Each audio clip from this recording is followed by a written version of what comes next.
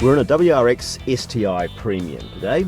It's the 2018 model, and to make it quick and easy I thought we'd just run through this little list from Subaru to tell us what the differences are from previous years. It's got 6-piston front, 2-piston rear yellow Brembo brake calipers, a new 19-inch wheel design, new 245/35R19 tyres, a new style front grille, a new design front bumper. It's also got steering responsive headlights and daytime running lamps. Improvements made to the DCCD, which is the driver control center diff. It's now electronic. A center cup holder with slide shutter. Yes, I see, very good. And a 10-way driver power seat with memory. But the main thing, of course, that you're all interested in is the fact that now it has red seat belts. Now what hasn't changed for 2018 is the engine. It's still the same 2.5 litre 4-cylinder turbocharged boxer engine. It develops 221 kilowatts at 6,000 RPM and 407 Newton meters at 4,000 RPM. So that's the same as before.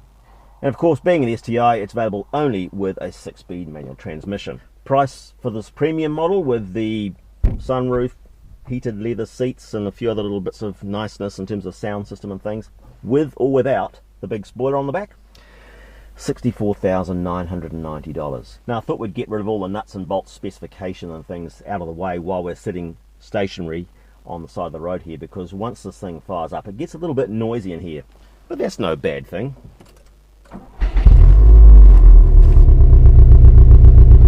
Now the STi still has the old 2.5 litre engine, which has unequal length headers on the exhaust, so you still get the boxer beat, and that's to be celebrated.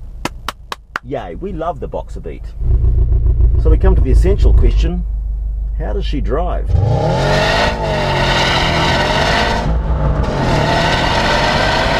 Very well.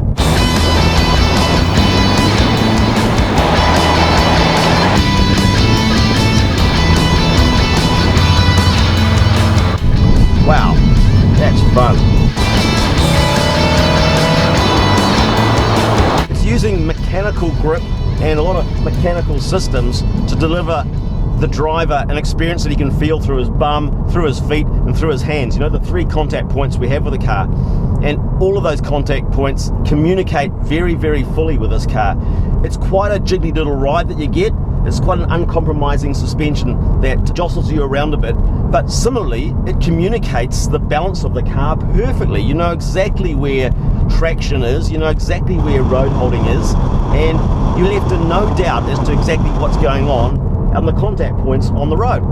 You're not dealing with an overly assisted electric steering system here that's sort of trying to design in or factor in some feel. You're dealing with a mechanical steering system, a hydraulic steering system here, which is basically telling you the truth. Quite a lot of heft required from the steering wheel to get it off center, because it's got quite a strong self-centering tendency. It's not light and carefree, but it is extremely talkative, and I like that because when you're driving this car fast, you want to know exactly how far down the spectrum of control you are. You have to work hard for your speed.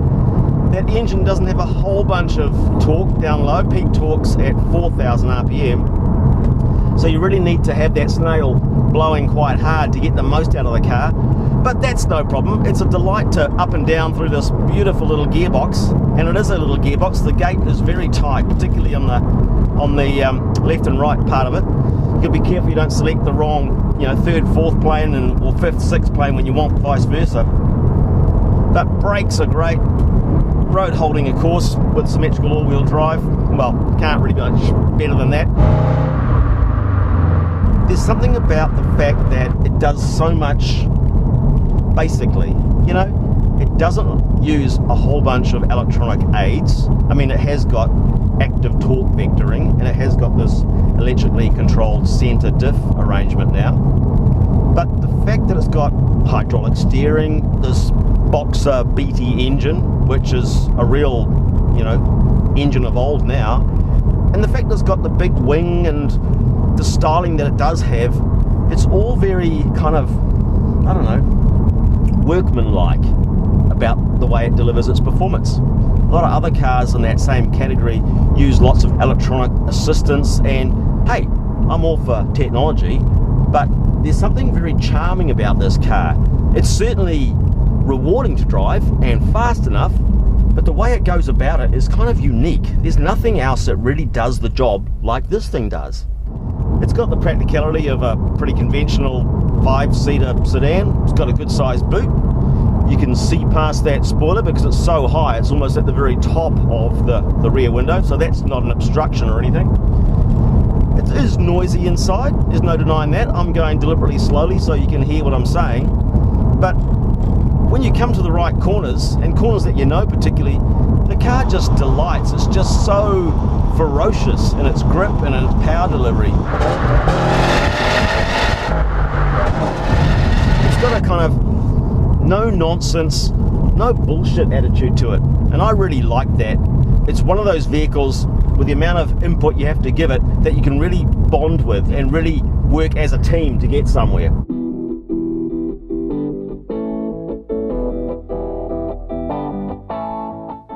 It's quite a tricky car to drive slowly, funnily enough.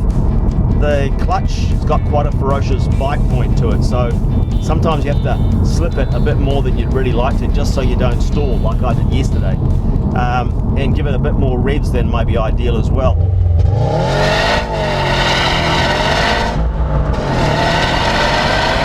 So you do get the occasional whiff of clutch lining. Not a very nice smell, but it is a hard car to launch cleanly off the line with any sort of speed. The factory claims a 4.9 second 0 to 100 km/h time, but other magazines and videos I've seen, you know, they vary around the 5.2, 5.3 seconds. Whatever, it's a quick car. It's currently wet, and driving around suburban streets, if I come out of a side road and go over some white lines as I cross the centre line, you know, you can feel each tyre hit that centre line and spin a little bit just to unwind the diff.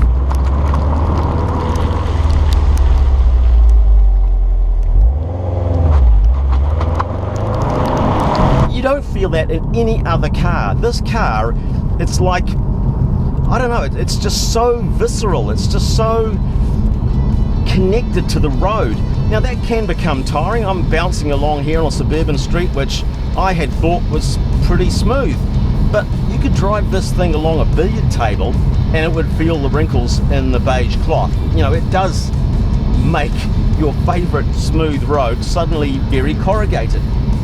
But that's what you sign up for with an STi. You're not signing up to have something that's luxurious or delicate. This thing is a brute.